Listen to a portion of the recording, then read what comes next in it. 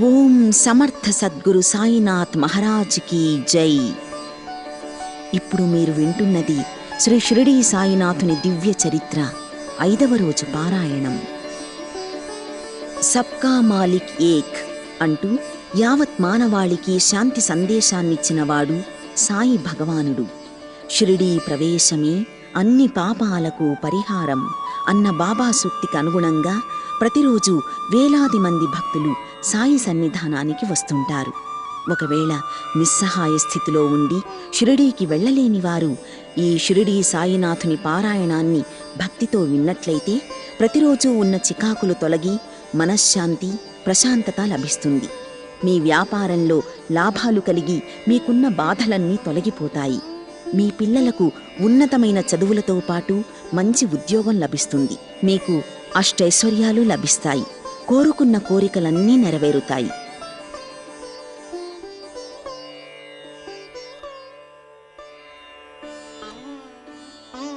శ్రీ సాయినాథాయ నమః. సాయి సచ్చరిత్ర 5వ రోజు పారాయణ, సోమవారం, 31వ అధ్యాయం. మహాత్ముడంటే మనుషులతో పాటు సమస్త జీవుల్ని సమానంగా చూసేవాడు. రాగద్వేషాలకి అతీతుడు. మంచివారిని చెడ్డవారిని ఒకేలా చూసే మహోన్నత గుణం కలవాడు. అరిషడ్వర్గాలను జయించినవాడు, స్థితప్రజ్ఞుడు, కులమతాలకు అతీతుడు. అలాంటి ఎన్నో సుగుణాలు మూర్తీభవించిన మహాత్ముడే షిరిడీ సాయిబాబా. తన దగ్గరికొచ్చే వారి కష్టాలను తీర్చి తనని నమ్మే భక్తుల బాధల్ని మటుమాయం చేసి ఎన్నో జీవులకి, ఎందరో మానవులకి మోక్షాన్ని ప్రసాదించిన దైవాంశ సంభూతుడు సాయిబాబా. బాబాని భక్తితో కొలిస్తే సంపదలన్నీ మనవెంటే వస్తాయి. బాబాని మనసులో స్మరిస్తే కష్టాలన్నీ దూరంగా పారిపోతాయి. మరణం సమీపించినప్పుడు భగవన్నామాలను వినటం కానీ, ఉచ్చరించడం కానీ, భగవంతుణ్ణి స్మరించుకోవడం కానీ చేస్తే ఆ వ్యక్తులకి ఉత్తమగతులు ప్రాప్తిస్తాయని సాక్షాత్తు గీతాకారుడైన శ్రీకృష్ణుడే చెప్పాడు. అందుకే ఇప్పటికీ చాలామంది అలాగే చేస్తుంటారు. బాబా కూడా సాక్షాత్తు భగవంతుడే కాబట్టి ఆయన దగ్గరికి వచ్చే భక్తుల్ని చేరదీసి వారి అంత్యదశలో వారికి మోక్షాన్ని ప్రసాదించేవారు.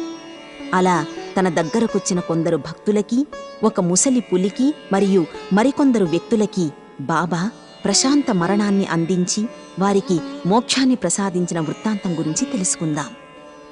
విజయానంద్ అనే సన్యాసికి సద్గతి కలిగించిన బాబా. నేడు చెన్నైగా పిలువబడుతున్న మద్రాసు పట్టణానికి చెందిన విజయానంద్ అనే సన్యాసి మానస సరోవర యాత్రకి బయలుదేరాడు. అలా వెళుతుండగా మార్గమధ్యంలో బాబా గురించి విని బాబాని దర్శించుకోవడానికి షిరిడీ వెళ్ళాడు. అతను సోమదేవస్వామి అనే మరొక సన్యాసిని కలిసి ఆ మానస సరోవర యాత్ర గురించి అడగ్గా అతను ఆ యాత్ర చాలా కష్టమని, ప్రతి 500 క్రోసులకి భాష మారుతుందని, 500 మైళ్లకి పైగానే దూరం ఉంటుందని ఇలా ఏవేవో చెప్పి అతన్ని భయపెట్టాడు. దాంతో విజయానంద్ భయపడి ఆ యాత్రని మానుకుని బాబా దగ్గరికొచ్చాడు. అతన్ని బాబా మసీదులోనికి రానివ్వకుండా అతనిపై కోప్పడతాడు. కాని బాబాని భక్తులందరూ దేవుడిగా భావించి భక్తితో కొలుస్తూ ఉండడం, పూజించడం, బాబా శరీరానికి చందనం పూయడం వంటివన్నీ చూసి బాబా కోపించినప్పటికీ బాబా మీద ప్రేమని పెంచుకుని అతను అక్కడే ఉండిపోతాడు. 2 రోజులు ఉన్న తరువాత అతని తల్లికి జబ్బుగా ఉందనే విషయం తెలుసుకుని ఇంటికి వెళ్ళిపోవాలనుకున్నాడు. అయితే బాబా ఆజ్ఞ లేనిదే షిరిడీ విడిచి వెళ్ళకూడదనే నియమాన్ని అనుసరించి ఇంటికి వెళ్ళడానికి బాబాని అనుమతి కోరాడు. కాని బాబా అతను వెళ్ళడానికి నిరాకరిస్తూ, తల్లిని అంతగా ప్రేమించేవాడివి సన్యాసం ఎందుకు పుచ్చుకున్నావు? కాషాయ వస్త్రాలు ధరించిన వాడికి దేనిమీద అభిమానం ఉండకూడదు. కాబట్టి నీ బసకి వెళ్ళి హాయిగా కూర్చో అని చెప్పి అతన్ని బసకి పంపించేస్తారు బాబా. అతని మరణం ఆసన్నమయ్యింది కాబట్టే బాబా అతన్ని ఎక్కడికి వెళ్ళనివ్వకుండా అక్కడే ఉంచి రామ విజయం అనే గ్రంథాన్ని అతని చేత చదివింప చేయించాడు. అతను అలా 2 పారాయణలు చేయగానే అలసిపోయాడు. 3వ రోజు బడేబాబా తొడపై తలపెట్టి ప్రాణాలను వదిలేశాడు. అలా సన్యాసం స్వీకరించిన అతణ్ణి సంసార బంధంలో చిక్కనివ్వకుండా ఆపి అతని చేత దేవుడి గ్రంథాన్ని పఠించేలా చేసి బాబా అతనికి సద్గతిని కలిగించారు. బాబా సముఖంలో ప్రాణాలు విడిచిన బాలారాం మాన్కర్. బాలారాం మాన్కర్ అనే పేరుగల గృహస్థుడు ఒకడు ఉండేవాడు. అతను బాబాకి భక్తుడు. అతను సంసార జీవితంపై విరక్తి చెంది సంసార బాధ్యతల్ని భార్యకి కొడుక్కి అప్పగించి బాబా దగ్గరికి వచ్చి బాబాతోనే నివసిస్తూ ఉండేవాడు. బాబా అతనికి 12 రూపాయల నగదు ఇచ్చి అతన్ని మచ్చేంద్రఘడ్లో ఉండమన్నారు. అతనికిష్టం లేకపోయినా బాబా మాటకి ఎదురు చెప్పలేక సరేనన్నాడు. ఆ వాతావరణం అతనికి బాగా పనిచేసింది. అతను బాబాని ధ్యానం చేస్తూ బాబా ఆశీస్సులతో బాగానే ఉన్నాడు. బాబా ఆ రోజుల్లో కొందరు భక్తులకి స్వప్నంలో కనిపిస్తూ ఉండేవారు. కాని అతనికి బాబా సశరీరుడుగానే, అంటే నిజరూపంలోనే దర్శనమిచ్చి అతన్ని ఆశ్చర్యపరిచారు. మాన్కర్ మచ్చేంద్రఘడ్ విడిచి బాంద్రాకు వెళ్ళాడు. పూనా నుండి దాదర్కి రైల్లో వెళ్లాలనుకుని టికెట్ కోసం స్టేషన్కి వెళ్ళగా అది జనంతో కిక్కిరిసిపోయి ఉండడంతో అతనికి టికెట్ దొరకదు. సరిగ్గా అదే సమయంలో లంగోటీ కట్టుకుని కంబళి కప్పుకున్న ఒక వ్యక్తి వచ్చి, "మీరు ఎక్కడికి వెళుతున్నారు?" అని అడిగాడు. దాదరుకని మాన్కర్ జవాబు చెప్పగా, "ఈ టికెట్ తీసుకోండి" అని అతని చేతిలో టికెట్ పెట్టి మాన్కర్ జేబులోంచి డబ్బులు తీసి ఇచ్చేలోగానే అతను మాయమైపోయాడు. బాబానే తన కోసం ఇలా ఏర్పాటు చేసి ఉంటారని మనసులో అనుకుని మాన్కర్ సంతోషిస్తూ షిరిడీలోని బాబా దగ్గరికి వెళ్ళి అక్కడే కొన్నాళ్లు ఉండి ఒకరోజు బాబా ఆశీర్వాదంతో ఆయన సమ్ముఖంలోనే ప్రాణాలు విడిచాడు. దైవాంశ సంభూతుడైన బాబా సమక్షంలో ప్రాణాలను విడిచిన మాన్కర్ ఎంతటి అదృష్టవంతుడో కదా. అలాగే 1909లో తాత్యాసాహెబ్ నూల్కర్ అనే పండరీపురం సబ్జడ్జికి మేఘశ్యాముడికి మేలు చేసి వేరువేరుగా తన సమక్షంలో మరణించిన వాళ్ళిద్దరికీ కూడా సద్గతి కలిగించిన దేవదేవుడు షిరిడీ సాయిబాబా. ఆయన తన సమక్షంలో ఒక క్రూర జంతువైన పులికి కూడా సద్గతి కలిగించారు. ఆ కథ గురించి ఇప్పుడు తెలుసుకుందాం. బాబా సమాధి చెందడానికి 5 రోజుల ముందు షిరిడీలో ఒక విచిత్రమైన సంఘటన జరిగింది. ఒక పులిని ఊరూరా తిప్పుతూ దానిపై డబ్బులు సంపాదించుకొని పొట్టపోసుకునే కొందరు వ్యక్తులు ఒకరోజు ఒక బండిలో గొలుసులతో కట్టబడిన ఒక పులిని బాబా దగ్గరికి తీసుకొచ్చారు. ఆ పులి ఏదో జబ్బుతో బాధపడుతూ ఉంది. ఆ జబ్బు తగ్గడానికి ఎన్ని మందులు వాడినా ప్రయోజనం లేకపోవడంతో దాని యజమానులు ఆ పులిని బాబా దగ్గరికి తీసుకొచ్చారు. దానిని గొలుసులతో పట్టుకుని ద్వారం దగ్గర నిలబెట్టి దాని యజమానులు బాబా దగ్గరికొచ్చి దాని జబ్బు గురించి చెప్పి నయం చేసే బాధ్యత బాబా మీదే అని వేడుకున్నారు. జబ్బుతో ఉన్న ఆ పులిని తన దగ్గరికి తీసుకురమ్మని బాబా చెప్పగా వారు అలాగే తీసుకొచ్చి బాబా ముందు నిలబెట్టారు. బాబా దానివైపు చూడగా అది బాబా వైపు ప్రేమతో చూసింది. బాబా దాని కళ్లల్లోకి సూటిగా చూడగా అది కూడా బాబా వైపు చూస్తూ తన తోకని 3 సార్లు నేలపై కొట్టి నేలమీదికి ఒరిగిపోయి ప్రాణాలు వదిలేసింది. అలా బాబా ఆ పులికి సద్గతి కలిగించారు. అక్కడున్న భక్తులందరూ ఆ దృశ్యాన్ని చూసి క్రూరమృగమైన ఆ పులి ఏ జన్మలో ఏ పుణ్యం చేసుకుందో బాబా సమక్షంలో తన ప్రాణాలను విడిచింది అని అనుకోసాగారు. యోగుల దగ్గర వారి సమక్షంలో ప్రాణాలను విడిచేవారికి తప్పకుండా సద్గతి ప్రాప్తిస్తుంది అని అనేక గ్రంథాలలో చెప్పిన మాటల్ని అక్షరాల నిజం చేసి చూపించిన యోగి పుంగవుడు, దైవస్వరూపుడు సాయిబాబా. బాబాని భక్తితో పూజిస్తే ఆయన అందరినీ రక్షిస్తారు. మరణించిన తరువాత నరకానికి వెళ్లకుండా మోక్షాన్ని ప్రసాదిస్తారు. ఆయన భక్తులమైన మనకి కూడా ఏ లోటు రాకుండా ఎల్లవేళలా కాపాడమని బాబాని వేడుకుంటూ ఈ అధ్యాయాన్ని ఇంతటితో ముగిద్దాం. శ్రీ సాయినాథాయ నమః.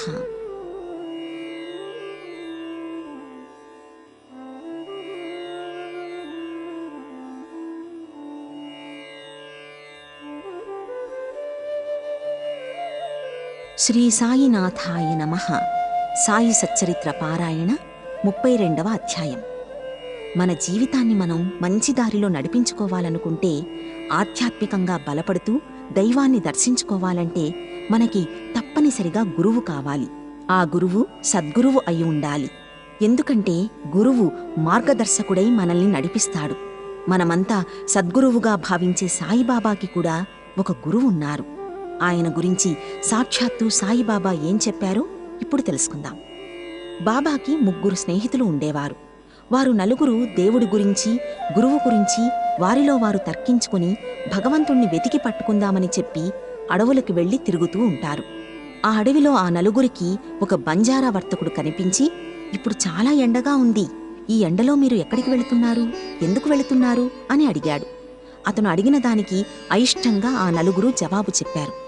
అయినా సరే అతను బాధపడకుండా, మీరు అడవుల గురించి తెలియకుండా ఇష్టం వచ్చినట్టు తిరిగితే మీకేమీ అర్థం కాదు. ఒక మార్గదర్శకుణ్ణి మీ వెంట తీసుకెళితే అతను మీకు దారి చూపిస్తాడు. ఈ ఎండలో ఎక్కడికి వెళ్లకుండా ఇక్కడే విశ్రాంతి తీసుకుని, ఇక్కడే భోజనం చేసి నీళ్లు తాగి కొద్దిసేపు విశ్రాంతి తీసుకున్నాక వెళ్ళండి అని చాలా మృదువుగా అన్నాడు.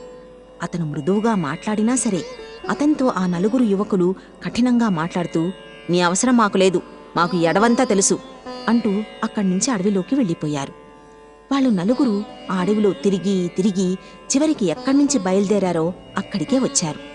మళ్లీ అక్కడ ఆ యువకులకి బంజారా వ్యక్తి కలిసి, మీ తెలివితేటలపై ఆధారపడి అడవిలోకి వెళ్లి మీరు దారి తప్పారు. అందుకే మీకు దారి చూపించడం కోసం మీ వెంట మార్గదర్శిని తీసుకెళ్లి ఉంటే బావుండేది అన్నాను. కాని తిరిగి తిరిగి అదృష్టవశాత్తు మళ్లీ ఇక్కడికే వచ్చారు. ఇకనైనా ఆలస్యం చెయ్యకండి. ఈ ఎండలో తిరగకుండా కొద్దిగా భోజనం తిని కొద్దిసేపు విశ్రాంతి తీసుకుని వెళ్ళండి. నా మాట వినండి అని అతను బ్రతిమాలినా మిగతా ముగ్గురు స్నేహితులు ఆ బంజారీ మాటల్ని లెక్క చేయకుండా అక్కడ్నుంచి వెళ్ళిపోయారు. బాబా మాత్రం ఆ బంజారీ తమ పట్ల చూపించిన ప్రేమకి లొంగి అతను పెట్టిన భోజనం తిని నీళ్లు తాగారు. బాబా అలా చెయ్యగానే ఆశ్చర్యంగా ఆ బంజారీ స్థానంలో బాబాగారి గురువుగారైన వెంకూసా ప్రత్యక్షమై తనతో రమ్మనగా బాబా తన గురువుతో కలిసి అతని వెంట వెళ్లారు. ఆయన బాబాని తాడుతో కట్టి బావిలో తలక్రిందులుగా వేలాడదీసి 4-5 గంటల పాటు అలాగే ఉంచేశారు. 5 గంటల తర్వాత అతను తిరిగి వచ్చి, ఇప్పుడు నీకెలా ఉంది అని బాబానడగ్గా బాబా తనకి చాలా ఆనందంగా ఉందని చెప్పారు. దాంతో అతని గురువుగారు సంతోషపడి బాబాని చేరదీసి విద్యాబుద్ధులు నేర్పించి బాబాకి తన జ్ఞానాన్ని కూడా ధారపోసి బాబాని సద్గురువుగా మార్చి లోకానికి అందించారు. కాబట్టి ప్రతి ఒక్కరికి గురువు అనే మార్గదర్శి తప్పనిసరిగా కావాలి. ఇక్కడ ఒక విషయం మనం గుర్తుంచుకోవాలి. బాబా దైవాంశ సంభూతుడు, అవతార పురుషుడు. అయినా ఒక బంజారీ వ్యక్తి చెప్పిన మాటల్ని నమ్మి పరబ్రహ్మ స్వరూపమైన అన్నాన్ని కాదనకుండా తిన్నారు. తరువాత గురువుతో వెళ్లి మామూలు మనిషిలాగానే కష్టాలను అనుభవించారు.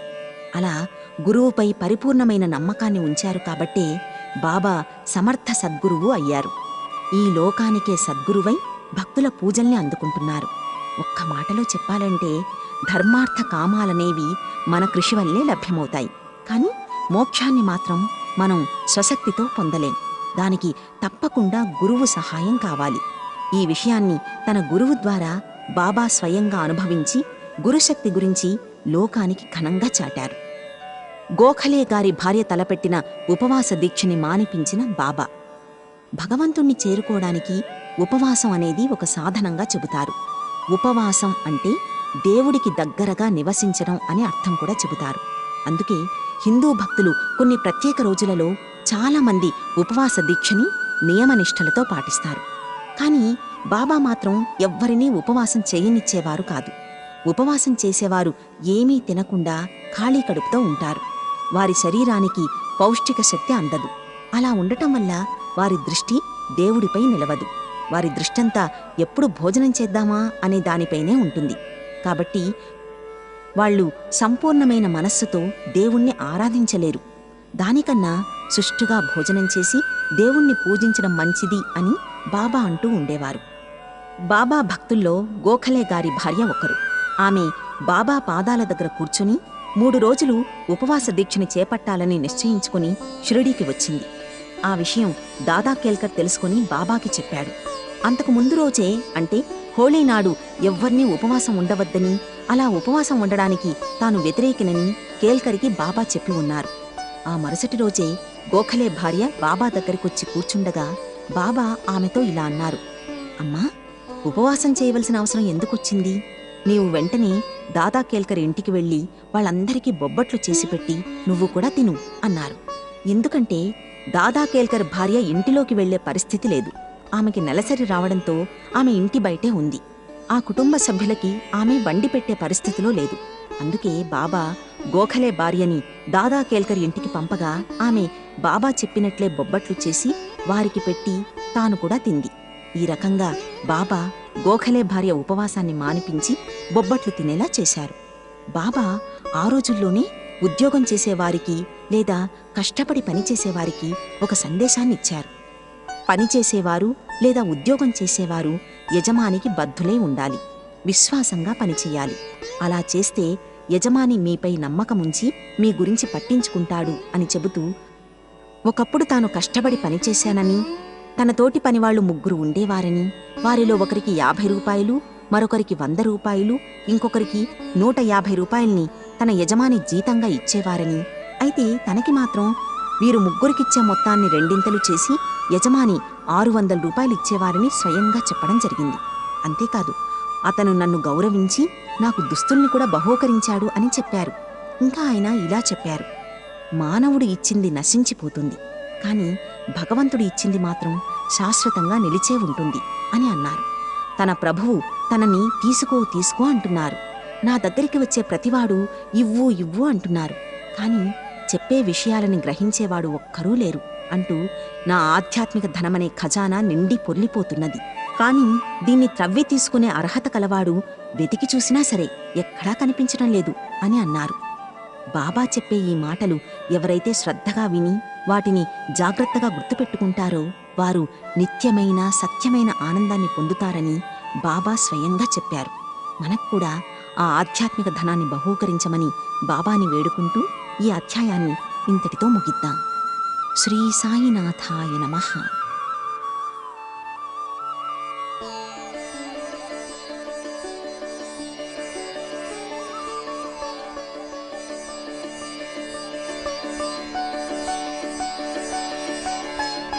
శ్రీ సాయినాథాయ నమః.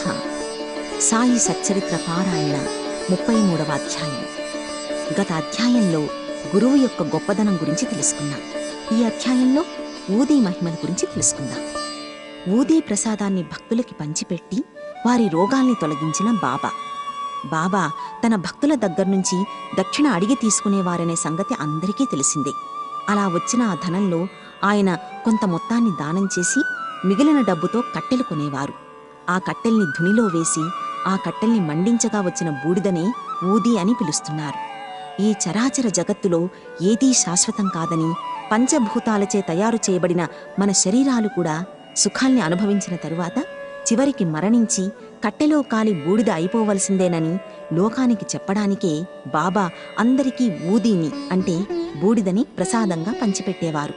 ఆయన ఈ ఊదీ ద్వారా ఎందరికో ఎన్నెన్నో రోగాల్ని తగ్గించిన సంఘటనలు చాలా ఉన్నాయి. ఆ సంఘటనల గురించి ఇప్పుడు తెలుసుకుందాం. ఊదీతో నారాయణ మోతీరాంజానీ స్నేహితుడి తేలుకాటుని నయం చేసిన బాబా. నారాయణ మోతీరాంజానీ అనే వ్యక్తి బాబాకి భక్తుడు. అతను నాసిక్లో నివసించేవాడు. అతను తల్లితో కలిసి వెళ్లి బాబాని దర్శించుకున్నాడు. అప్పుడు అతి త్వరలోనే మోతీరాం ప్రస్తుతం చేస్తున్న ఉద్యోగాన్ని మానేసి సొంతంగా వ్యాపారం పెట్టుకుంటాడని అతని తల్లికి చెబుతారు బాబా. బాబా చెప్పినట్టుగానే కొన్నాళ్లకి మోతీరాంజీ ఆ ఉద్యోగాన్ని మానేసి సొంతంగా ఆనందాశ్రమం అనే పేరుతో ఒక హోటల్ పెట్టుకున్నాడు. బాబా ఆశీర్వాదంతో ఆ హోటల్ బాగా వృద్ధి చెందుతుంది. ఒకసారి మోతీరాంజానీ స్నేహితుణ్ణి తేలు కుడుతుంది. అతనికి బాధ భరింపరానిదిగా ఉండేది. దాంతో ఆ తేలు కుట్టిన చోట ఊదీ రాయాలని అనుకుంటాడు. కాని ఊదీ ఉండదు.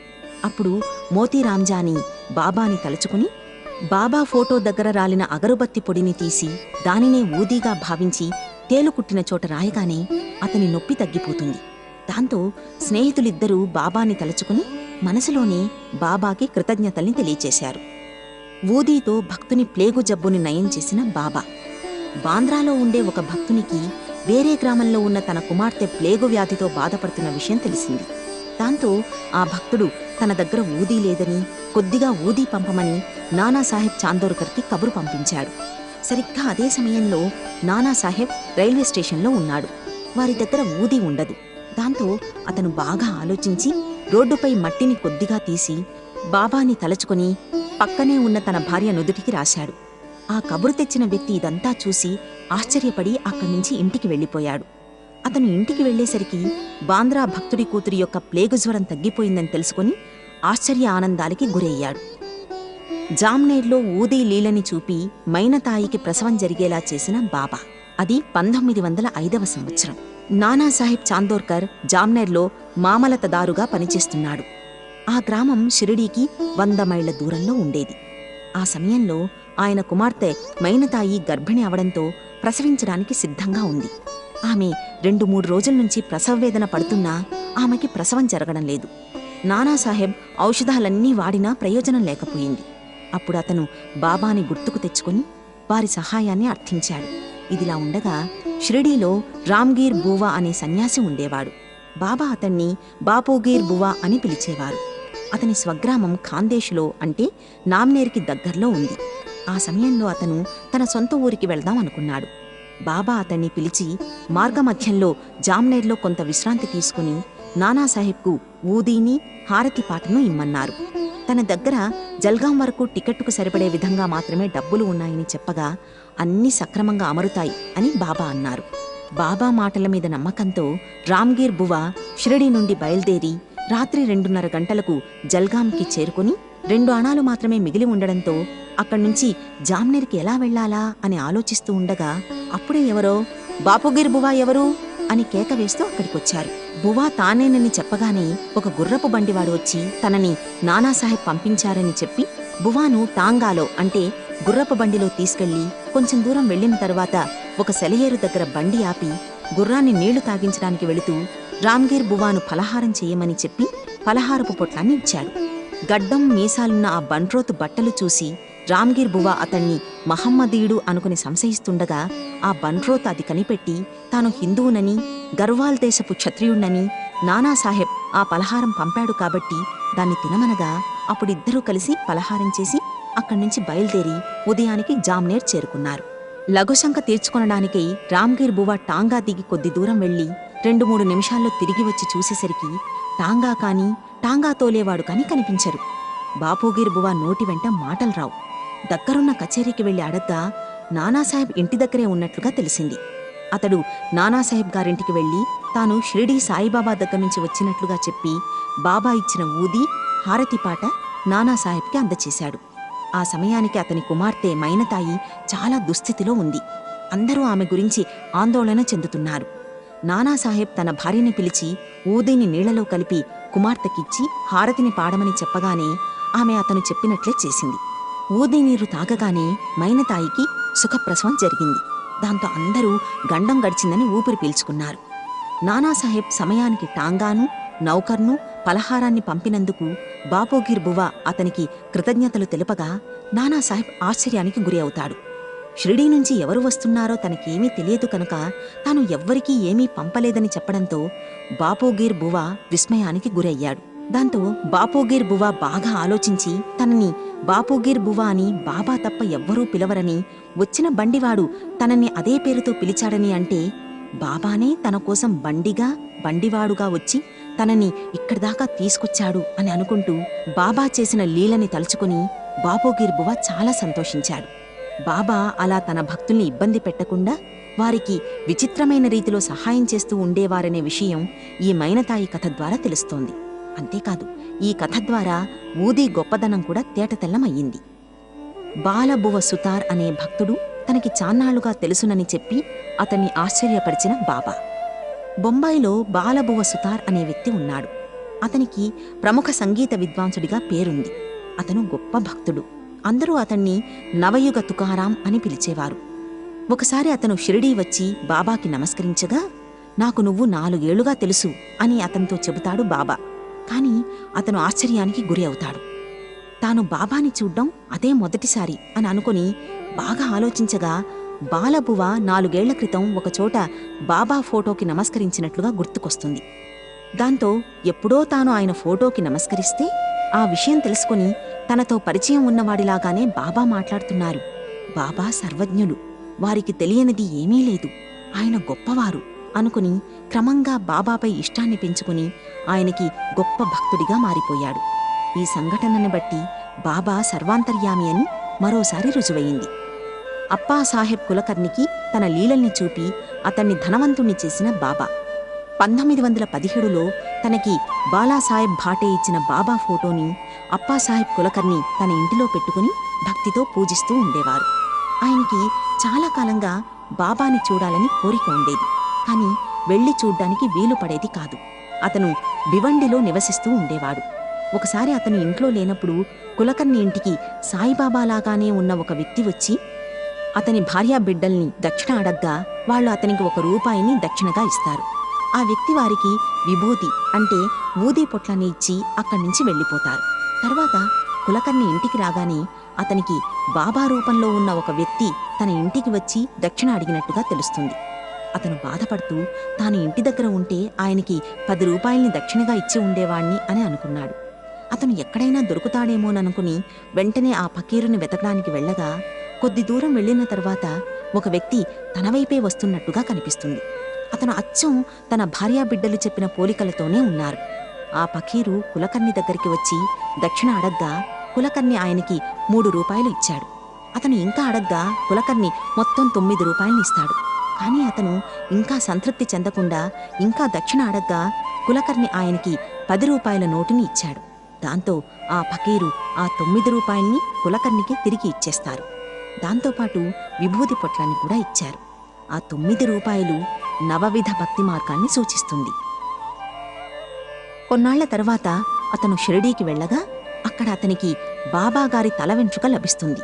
దాన్ని తీసుకుని వెళ్లి తాయెత్తులో పెట్టుకుని తన చేతికి కట్టుకుంటాడు. అప్పటినుంచి అతనికి ఐశ్వర్యం పెరిగి కొన్నాళ్లకి అతను ధనవంతుడవుతాడు. అందుకే బాబా భక్తులు ఎవరైనా సరే బాబాపై పరిపూర్ణమైన విశ్వాసాన్ని ఉంచితే ఆయన మీ వెంటే ఉండి మిమ్మల్ని ఎల్లవేళలా కంటికి రెప్పలా కాపాడతారు.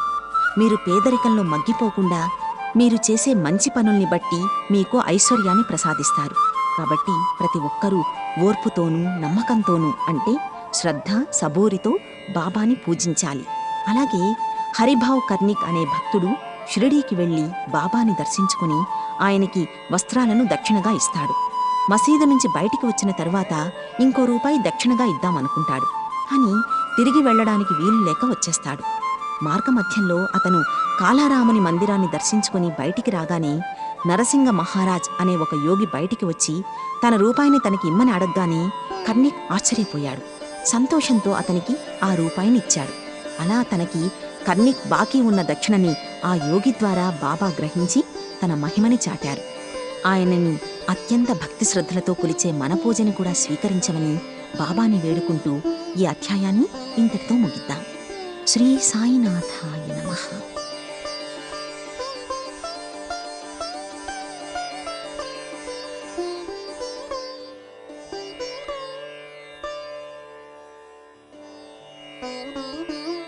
శ్రీ సాయినాథాయ నమః.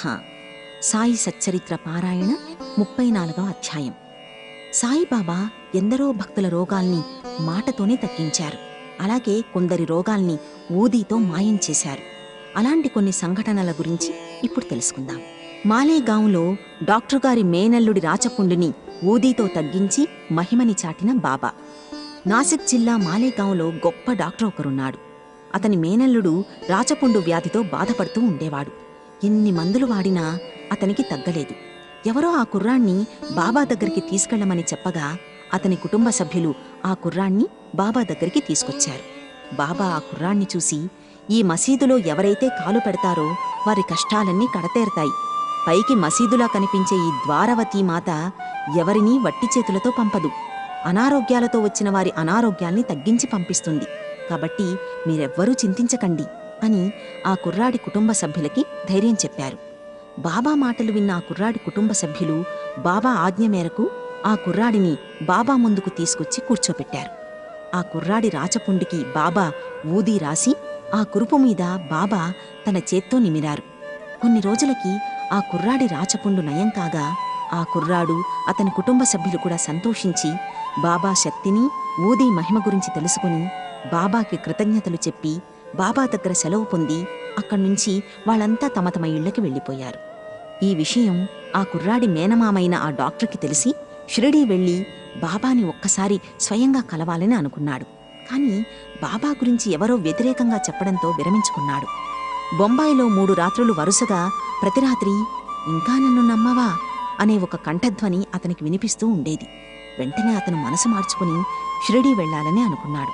కానీ అతని రోగికి ఒక అంటురోగం వచ్చి అది నయం కాకపోవడంతో ఆ డాక్టర్ బాబాని పరీక్షించాలని అనుకుని ఆ రోగికి నయమైతే తాను షిరిడీ వచ్చి బాబాని దర్శించుకుంటానని మనసులో అనుకుంటాడు. విచిత్రంగా ఆ రోగి జ్వరం నయమవ్వడంతో ఆ డాక్టర్ షిరిడీకి వెళ్ళి బాబాని చూసి ఆయన పాదాలకి నమస్కరించి ఆయన భక్తుడిగా మారిపోతాడు. ఒక్కోసారి బాబా వాక్కులే భక్తుల రోగాల్ని నయం చేసేవి.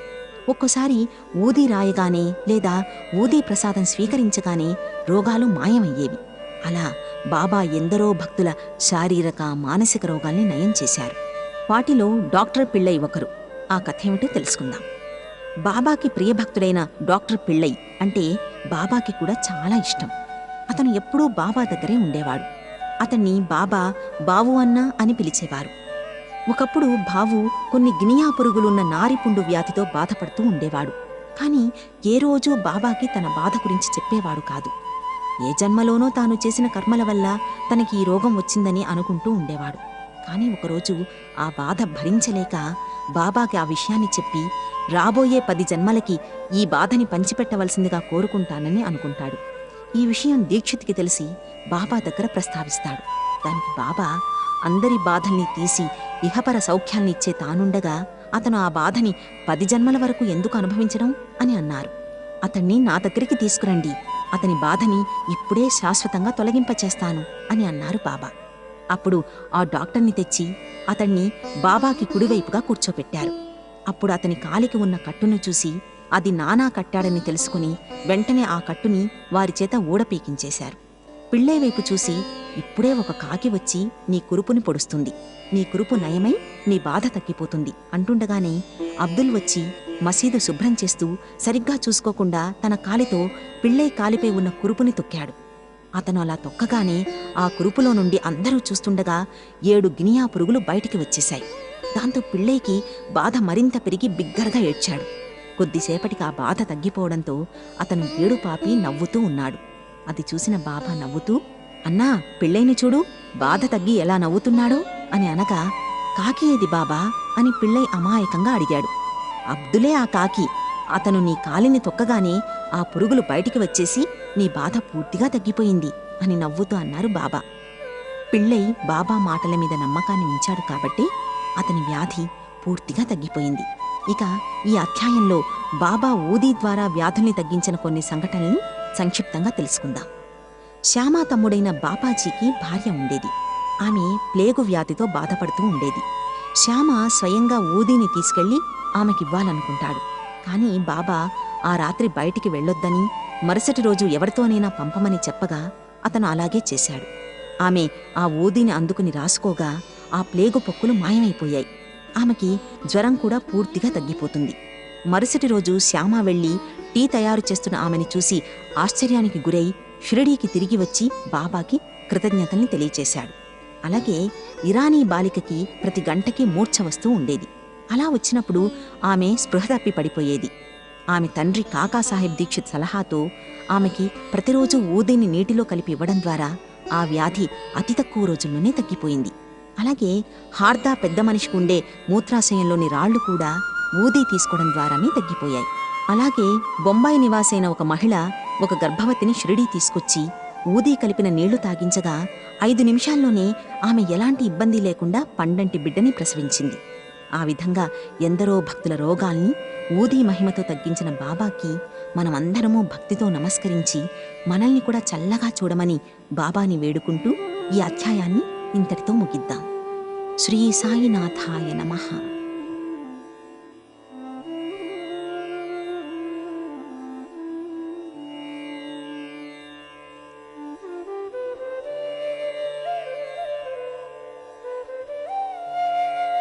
శ్రీ సాయినాథాయ నమః. సాయి సచ్చరిత్ర పారాయణ 35వ అధ్యాయం. కాకా మహాజని స్నేహితుడి ద్వారా ఒక పిచ్చుక ప్రాణం కాపాడిన బాబా. బాబా భక్తుడైన కాకాకి దేవుణ్ణి నమ్మని స్నేహితుడు ఒకడు ఉండేవాడు. విగ్రహారాధన అంటే కిట్టని అతణ్ణి కాకా షిరిడీ రమ్మంటాడు. తాను షిరిడీ వచ్చినా బాబాకి నమస్కారం చెయ్యనని అతను మొండిగా చెప్పడంతో సరేనని అతన్ని కాకా షిరిడీకి తీసుకొచ్చాడు. ఏవైనా వింతలు ఉంటే తెలుసుకుందామనే ఉద్దేశంతోనే అతను షిరిడీ వచ్చాడు. అతను కాకాతో కలిసి షిరిడీ వచ్చి బాబా దగ్గరికి రాగానే బాబా అతణ్ణి సాదరంగా ఆహ్వానించారు. ఆ గొంతు చనిపోయిన తన తండ్రి గొంతులాగే అనిపించడంతో కాకా స్నేహితుడు ఆశ్చర్యపోయాడు. వెంటనే అతని తండ్రి గుర్తుకొచ్చి అతని శరీరం ఉప్పొంగుతుంది. అతను కాకాతో ఇది అచ్చం మా తండ్రి గొంతులాగే ఉంది అని మసీదు లోపలికి వెళ్లి బాబా పాదాలపై పడి నమస్కరిస్తాడు. బాబా కాకాని 2 సార్లు దక్షిణ అడగ్గా అతను ఇచ్చాడు. బాబా తననెందుకు అడగడం లేదని కాకాని ఆ స్నేహితుడు ప్రశ్నించగా ఆ మాటలు విన్న బాబా ఆ విషయం గురించి కాకాని ప్రశ్నించాడు. జరిగిన విషయం అతను బాబాకి చెప్పాడు. నాకు దక్షిణ ఇవ్వడానికి నీకిష్టం లేదు, అందుకే నేను అడగలేదు. ఇవ్వాలనుకుంటే మన మధ్య ఉన్న ఆ తెరని తీసివేసి ఇవ్వు అని అనగానే అతను 17 రూపాయల్ని బాబాకి దక్షిణగా ఇచ్చాడు. అతను తిరిగి వెళ్లడానికి బాబా అనుమతిని కోరగా ఆకాశం మేఘావృతమై ఉంది, వర్షం వచ్చే సూచనలు కనిపిస్తున్నాయి. అయినా నువ్వు నిశ్చింతగా నాపై భారం వేసి వెళ్ళు, అంతా మంచే జరుగుతుంది అన్నారు బాబా. అతను క్షేమంగా ఇంటికి చేరి కిటికీ తలుపులు తీయగానే అక్కడ ఇంట్లో 2 పిచ్చుకలు చనిపోయి ఉంటాయి. మరొక పిచ్చుక తుర్రుమంటూ అక్కడి నుంచి ఎగురుకుంటూ వెళ్ళిపోతుంది. ఆ పిచ్చుకని కాపాడ్డానికి బాబా తనని అక్కడి నుంచి పంపించి ఉండవచ్చని అర్థం చేసుకున్న కాకా స్నేహితుడు బాబా చేసిన పనికి సంతోషించి ఆయన్ని సర్వాంతర్యామిగా భావించి భక్తితో పూజిస్తాడు. కాకా మహాజని యజమానికి గింజల్లేని ద్రాక్ష పండ్లని ఇచ్చి ఆశ్చర్యపరిచిన బాబా. కాకా మహాజని యజమాని పేరు ఠక్కర్ ధరంసే జఠాబాయి. అతను అప్పట్లో హైకోర్టు ప్లీడరుగా పనిచేసేవాడు. తన సేవకుడు అని కూడా చూడకుండా అతను కాకాతో అన్యోన్యంగా ఉండేవాడు. కాకా తరచుగా షిరిడీ వెళ్లి బాబాని దర్శించుకుని వస్తాడని అతనికి తెలుసు. ఒకరోజు బాబాని పరీక్షిద్దామనుకుని కాకాతో కలిసి ఠక్కర్ కూడా షిరిడీ వచ్చాడు. బాబాకి కానుకగా ఇవ్వడానికి అతను 2 సేర్ల గింజలున్న ద్రాక్ష పండ్లని కొని తెచ్చి బాబాకిస్తాడు. బాబా వాటిని భక్తులకి పెట్టమని చెప్పడంతో ఒక భక్తుడు వాటిని పంచిపెట్టగా ఠక్కరికి కూడా కొన్ని పండ్లు వస్తాయి. వాటిలో గింజలు ఉంటాయనే ఉద్దేశంతో అతను ఆ ద్రాక్షల్ని తినడానికి సంశయిస్తూ ఉంటాడు. బాబా వాటిని తినమని చెప్పడంతో అతను ఆ పండ్లని తిని గింజల్ని ఎక్కడ వెయ్యాలో తెలియక నోటిలోంచి చేతిలోకి ఊసుకొని వాటిని తన జేబులో వేసుకున్నాడు. ఆ పని అతనికి చిన్నతనంగా తోయడంతో విసుగు చెందాడు. రెండోసారి ద్రాక్షల్ని పంచుతూ ఆ భక్తుడు ఠక్కర్ కూడా కొన్ని పండ్లని ఇవ్వగా వాటిని బాబా ఆజ్ఞతో తినగా వాటిలో గింజలు లేకపోవడం చూసి ఠక్కర్ ఆశ్చర్యానికి గురి అయ్యాడు. పక్కనున్న వారిని అడగ్గా వారికి గింజలు ఉన్న ద్రాక్ష పండ్లు వచ్చాయని చెబుతారు. దాంతో అతని కళ్ళు ఆనంద బాష్పాలతో నిండిపోయాయి. బాబా తన మనసులోని ఆలోచనలు తెలుసుకుని తనకి గింజలు లేని ద్రాక్ష పండ్లని వచ్చేటట్టుగా చేశాడనుకుని సంతోషిస్తాడు. బాబాని పరీక్షిద్దామనుకుని వచ్చిన తనకి ఈ రకంగా బాబా తన మహిమని చాటుకున్నాడనుకుని సంతోషించాడు. అతన్ని బాబా 15 రూపాయలు దక్షిణ అడగ్గా చివరికి ఆ దక్షిణని బాబాకి ఆనందంగా ఇచ్చి ఎంతో నేర్చుకుని బాబా గురించి పూర్తిగా తెలుసుకుని ఠక్కర్ సంతోషంగా తన ఇంటికి తిరిగి వెళ్ళాడు. ఇలాంటి భక్తుల్ని మార్చడానికి బాబా అవలంబించిన ఇలాంటి విచిత్ర పద్ధతుల గురించి తెలుసుకుంటే బాబా శక్తి ఎంత గొప్పదో మనకర్థమవుతుంది. బాబా ఎవ్వర్నీ అవమానించకుండా అందర్నీ ప్రేమిస్తూ దయాస్వరూపుడిగా కరుణామూర్తిగా పేరు గడించారు. ఆయన మహిమల్ని దగ్గరుండి మరీ చూసిన ఆనాటి షిరిడీ ప్రజలు, సాయి భక్తులు ఎంతటి ధన్యులో కదా. బాంద్రా నివాసి అయిన ఒక పెద్ద మనిషికి ఉన్న నిద్రపట్టని రోగాన్ని బాబా దూరం చేసిన సంఘటన. బాంద్రాలో కాయస్థ ప్రభుజాతికి చెందిన ఒక పెద్ద మనిషి ఉండేవాడు. అతనికి రాత్రులు కానీ పగటిపూట కానీ అస్సలు నిద్ర పట్టేది కాదు. రాత్రులు నిద్రపోవడానికి అతను ఉపక్రమించగానే అతని తండ్రి కలలో కనిపించి అతన్ని తీవ్రంగా తిట్టేవాడు. దాంతో అతనికి నిద్ర వచ్చేది కాదు. అలా కొన్నాళ్లపాటు జరిగేది. ఒకరోజు అతని గురించి తెలుసుకున్న ఒక స్నేహితుడు అతని రోగానికి బాబా ఊదియే మందు అని చెబుతాడు. అంతేకాదు, అతను ఆ పెద్ద మనిషికి ఊదీ పొట్లాన్నిచ్చి ప్రతిరోజు నిద్రపోవడానికి ముందు కొద్దిగా నుదుటికి రాసుకుని మిగిలిన పొట్లాన్ని తలగడ కింద పెట్టుకుని పడుకోమని చెబుతాడు. అలా చేయటం మొదలుపెట్టగానే ఆశ్చర్యంగా అతని తండ్రి కలలోకి రావటం మానేసి అతనికి మంచి నిద్ర పడుతుంది. అలా ఆ పెద్ద మనిషి సాయి శక్తిని, ఊదీ మహిమని తెలుసుకుని బాబాని స్మరిస్తూ బాబా భక్తుడిగా మారిపోయాడు. బాబాకి ఎవరైనా ఏదైనా సమర్పించినా, బాబాకి ఏదైనా ఇచ్చినా దానికి 10ంతలుగా ఆయన ఆ వ్యక్తులకి సమకూరుస్తాడు. అలా బాలాజీ పాటేలు నేవాస్కర్ అనే వ్యక్తి షిరిడీలో బాబా నడిచే దారులన్నింటినీ శుభ్రపరుస్తూ ఉండేవాడు. అతను తన పొలంలో పండిన పంటనంతా బాబాకి తెచ్చిచ్చి బాబా ఆ పంటలో ఎంత ఇస్తే అంత మాత్రమే ఇంటికి తీసుకెళ్లేవాడు. దాంతోనే కుటుంబాన్ని పోషించుకునేవాడు. ఇలా అతను చాలా సంవత్సరాలు చేశాడు. తరువాత అతని ఆనవాయితీని అతని కుమారుడు కొనసాగించాడు. వారి కుటుంబానికి ఏ లోటు రాకుండా బాబా వారిని ఎల్లప్పుడూ ఆశీర్వదిస్తూనే ఉండేవారు. ఒకరోజు నేవాస్కర్ కుటుంబంలో ఏదో వేడుక ఉండడం వల్ల కొంతమంది బంధువుల్ని భోజనానికి పిలిచారు. భోజన సమయానికి పిలిచిన వారికంటే 3 రెట్లు ఎక్కువ మంది వచ్చారు. నేవాస్కర్ భార్య వారినందర్నీ చూసి వారికి సరిపడినంత భోజనం పెట్టకపోతే అభాసుపాలవుతామని భయపడుతూ ఉంది. నేవాస్కర్ ఆమెకి ధైర్యం చెప్పి ఆ భోజనంలో కొద్దిగా ఊది అంటే విభూతి కలిపి దానిపై గుడ్డ మూత వేసి అందరికీ వడ్డించగా సాయి ఆశీర్వాదం వల్ల ఆ వంటలన్నీ వారందరికీ సరిపడగా ఇంకా చాలా మిగిలిపోయాయి. ఆ కుటుంబం నిస్వార్థంగా బాబాని సేవిస్తారు కాబట్టి వారిని 10 మందిలో అగౌరవపరచకుండా బాబా వారి ఆహార పదార్థాలను రెట్టింపు చేసి వారి గౌరవాన్ని నిలబెట్టారు. అంతటి గొప్ప శక్తిగల దైవం సాయిబాబా. భక్తుడికి పాము రూపంలో కనిపించి ఆశీర్వదించిన బాబా. షిరిడీ నివాసి అయిన రఘు పాటిల్ ఒకరోజు నెవాసేలో ఉన్న బాలాజీ పాటిల్ ఇంటికి వెళ్ళాడు. ఆ రోజు రాత్రి ఒక పాము అక్కడి పశువుల పాకలోకి దూరి బుసలు కొడుతూ ఉంది. దాంతో ఆ పశువులన్నీ భయపడ్డాయి. ఆ ఇంట్లోని వాళ్ళందరూ భయపడతారు. కాని రఘుపాటిల్ మాత్రం సాయియే పాము రూపంలో అక్కడికి వచ్చారని భావించి ఆ పాముకి ఒక గిన్నెలో పాలు తెచ్చి దాని ముందు పెట్టి ప్రక్కనే కూర్చున్నాడు. ఆశ్చర్యంగా ఆ పాము ఎవ్వరినీ ఏమీ చెయ్యకుండా ఆ పాలు తాగి అదృశ్యమైపోయింది. బాబా తన భక్తులకి ఏ రూపంలోనైనా కనిపించి ఆశీర్వదిస్తారు అనే దానికి ఈ సంఘటన ఉదాహరణగా చెప్పవచ్చు. సాయి భక్తులైన మనందరికీ కూడా ఏదో ఒక రూపంలో బాబా కనిపించి ఆశీర్వదించమని బాబాని వేడుకుంటూ ఈ అధ్యాయాన్ని ఇంతటితో ముగిద్దాం. శ్రీ సాయినాథాయ నమః.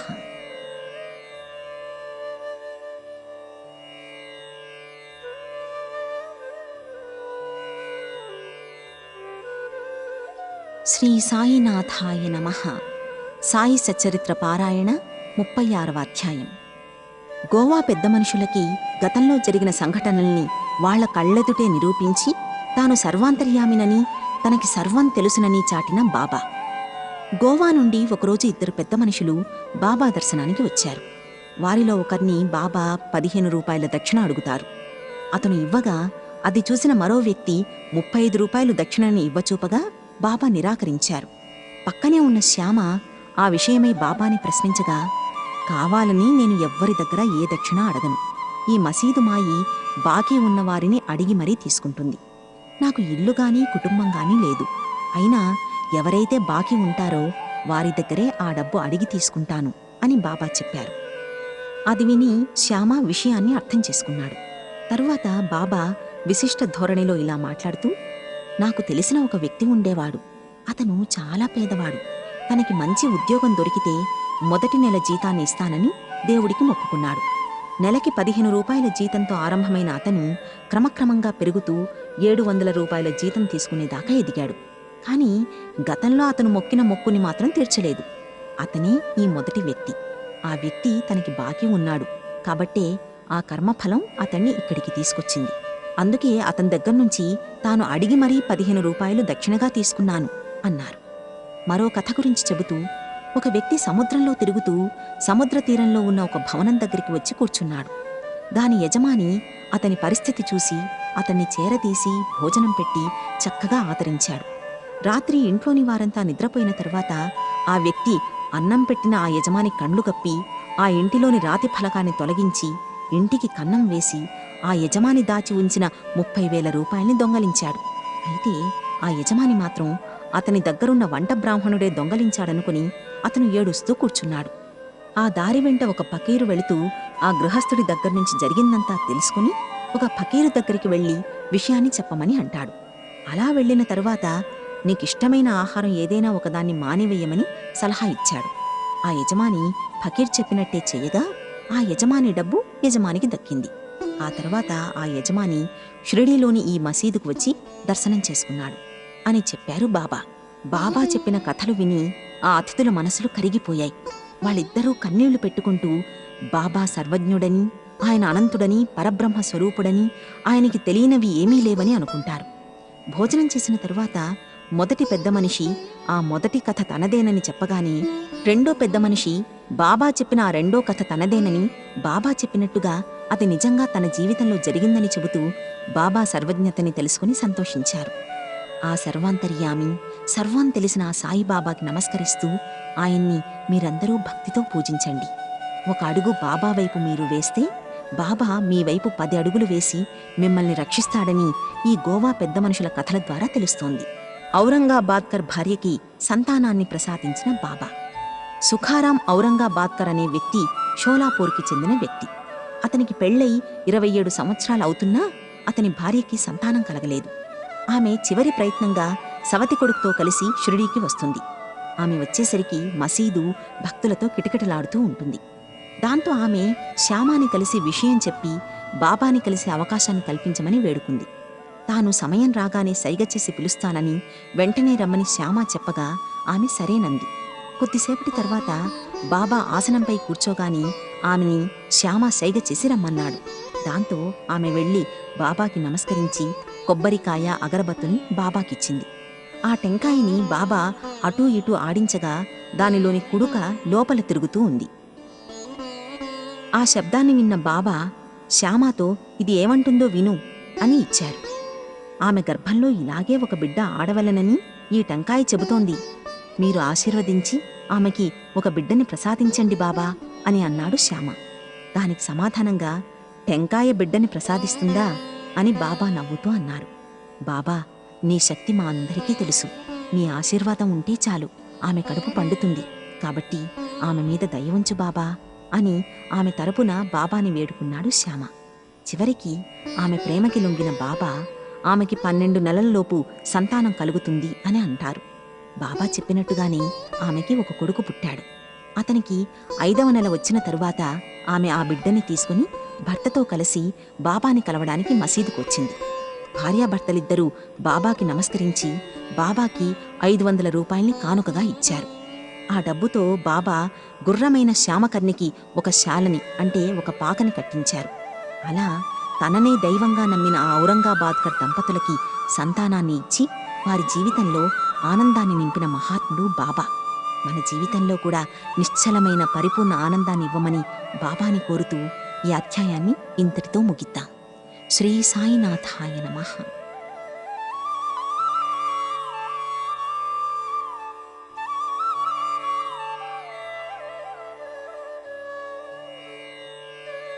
శ్రీ సాయినాథాయ నమః. సాయి సచ్చరిత్ర పారాయణ 37వ అధ్యాయం. సాయిబాబాకి ఇల్లు లేదు, కుటుంబం లేదు. ఆయన కారణజన్ముడు. సర్వమత సౌభ్రాతృత్వాన్ని చాటడానికి భూమిపై వెలసిన దైవాంశ సంభూతుడు బాబా. పురుషులందర్నీ అన్నదమ్ముల్లాగా, స్త్రీలని అక్కచెల్లెళ్లాగా చూసుకునేవారు. ఆయన అస్ఖలిత బ్రహ్మచారి.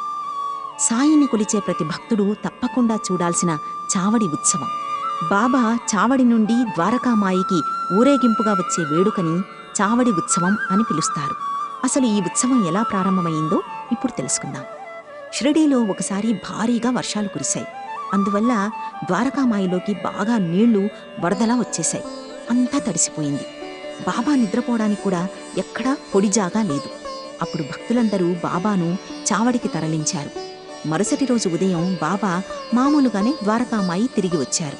అప్పటి నుండి బాబా రోజు విడిచి రోజు ద్వారకామాయిలోనూ చావడిలోనూ నిద్రిస్తూ ఉండేవారు. ఈ చావడి ఉత్సవం మొదటిసారిగా డిసెంబర్ 10, 1910లో జరిగింది.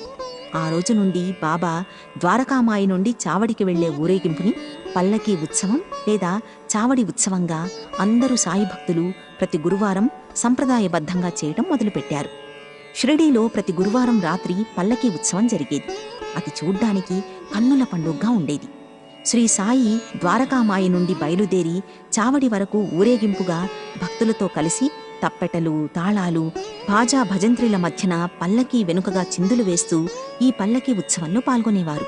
ఈ ఉత్సవంలో మేళతాళాల మధ్య మహాశివునిలా చిందులు వేస్తూ బాబా తరలి వస్తారు. బాబా పాదుకలను పల్లకీలో ఉంచుతారు. బాబాకు బహూకరించిన గుర్రం శ్యామకర్ణను అలంకరించి తెచ్చేవారు. తాత్య, మహల్సాపతి బాబాకు చెరో ప్రక్కన నడవగా మిగిలిన భక్తులంతా కలిసి పల్లకీ ఉత్సవంలో పాల్గొనేవారు. ఇప్పటికీ షిరిడీలో ఈ ఆనవాయితీని కొనసాగిస్తున్నారు. దేశ విదేశాల నుండి ప్రతి ఏటా షిరిడీ వచ్చే భక్తులు తప్పకుండా ఈ ఉత్సవాన్ని చూసి వెళ్తారు. ప్రతి రాత్రి నిద్రపోవడానికి ముందు ఎవరైతే ఈ చావడి ఉత్సవాన్ని జ్ఞాపకం చేసుకుంటారో వారికి బాబా ఆశీస్సులు పుష్కలంగా లభిస్తాయి. మనకి కూడా బాబా ఆశీస్సుల్ని అందించమని ఆ బాబాని వేడుకుంటూ ఈ అధ్యాయాన్ని 5వ రోజు పారాయణని ఇంతటితో ముగిద్దాం. శ్రీ సాయినాథాయ నమః.